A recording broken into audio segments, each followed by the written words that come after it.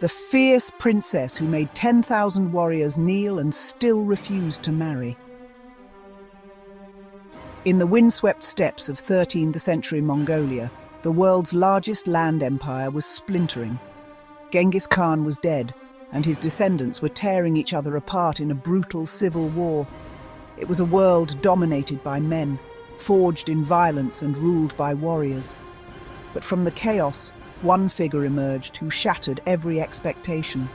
Not a prince, not a Khan, but a princess. Her name was Khutulun, great-great-granddaughter of Genghis Khan, undefeated in battle, unmatched in strength, and feared more than all 14 of her brothers combined. Khutulun didn't just reject the traditional role of women, she reversed it. Her dowry wasn't gold or land, it was horses, 10,000 of them, each one earned by defeating a man in single combat. Her challenge was clear: beat her in wrestling and win her hand, lose and forfeit 100 horses. No man ever won. Born around 1260 to Khaidu Khan, a fierce traditionalist at war with his cousin Kublai Khan, Khutulun was raised not as a court lady, but as a warrior. She learned to ride, shoot, hunt, and fight. Her battlefield was the endless steppe. Her teachers were hardened soldiers. Her body became a weapon. But it was in wrestling that Khutulun found her true gift. Mongolian wrestling wasn't sport, it was survival. No rules, no padding, just brute strength and domination. Khutulun mastered it so thoroughly that even Marco Polo wrote of her with awe, calling her a giantess with unmatched power and presence. As Khutulun grew up, the question of marriage became a significant political issue.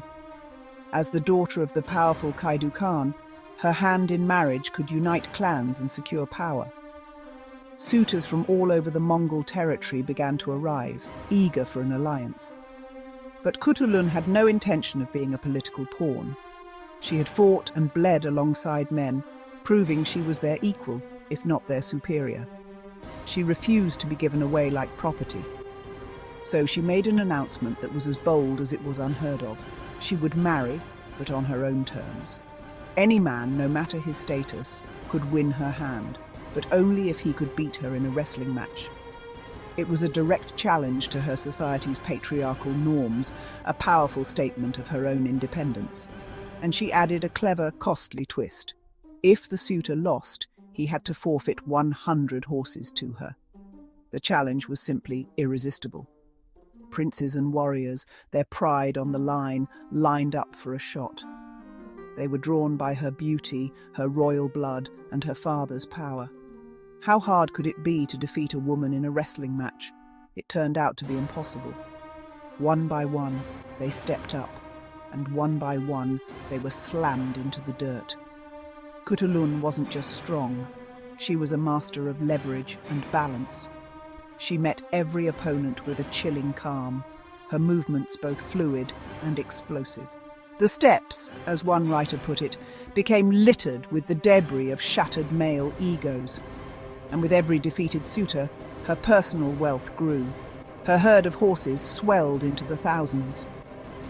Marco Polo, who travelled through Asia, reported that she had amassed a staggering 10,000 horses, a fortune that would make any Khan jealous.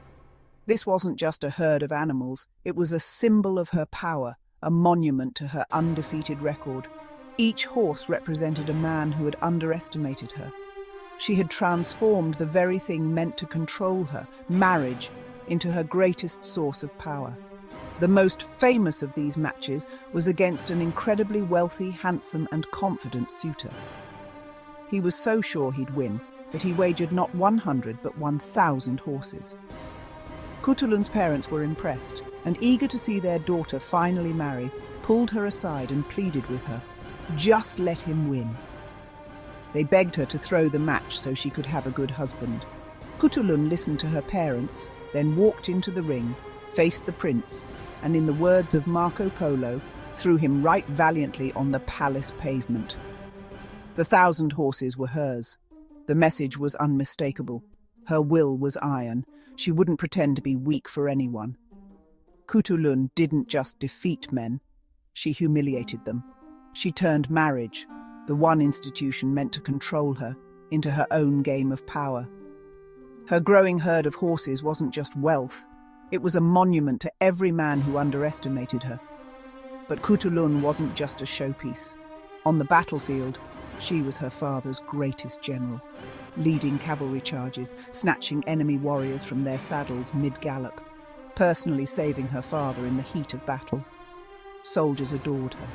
Enemies feared her. Her mere presence on the front lines could break morale. So trusted was she, Genghis Khan tried to name her his heir, the first woman to rule the Khanate. But even her might couldn't bend the rigid traditions of Mongol society. Her claim was rejected. Still, she held power as a military leader, until enemies within her own family began to conspire. In 1306, Khutulun died under mysterious circumstances. Some say illness, others whisper assassination. She was just 46. Her legend, though, lived on. Mongolian wrestlers today wear open-chested jackets, some say in tribute to her, a visible reminder, I'm not a woman, because no man could ever beat her. In the West, her story was softened into fairy tales and opera, like Turandot. But the real Khutulun was no icy riddle-giver. She was a battlefield tactician, a ruler in all but title, a woman who built her fortune with her fists and rewrote the rules of power. In the shadow of Genghis Khan, it was a daughter of the steppe who truly conquered hearts, minds, and legacies.